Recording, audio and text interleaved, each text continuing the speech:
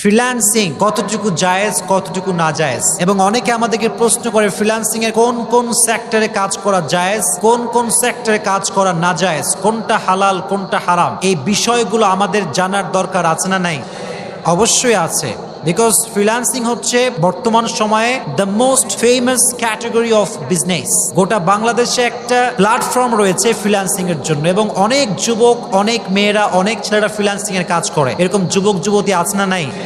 অনেক আছে, অহরহ আছে বাংলাদেশে। এজন্য আজকে আমরা প্রথমে যেই ম্যাটারটি আপনাদের সঙ্গে শেয়ার করতে চাই সেটি হচ্ছে এই ফ্রিল্যান্সিং হালাল নাকি হারাম। এটা জানার পূর্বে আমাদের জানতে হবে basic concept of freelancing. Freelancing এর বেসিক কনসেপ্ট আগে আপনাকে বুঝতে হবে। মনে করেন আমরা আমাদের রিয়েল লাইফ, এটা হচ্ছে রিয়েল লাইফ। এই রিয়েল লাইফে যদি আপনার সঙ্গে আমি কোনো চুক্তিবদ্ধ হই কোনো কাজে, ফর এক্সাম্পল কোনো একটা বিজনেসে আপনার সঙ্গে আমি চুক্তিবদ্ধ হয়েছি, তাহলে এখানে উভয় পক্ষের একটা প্রফিট বা লাভ আছে না নাই?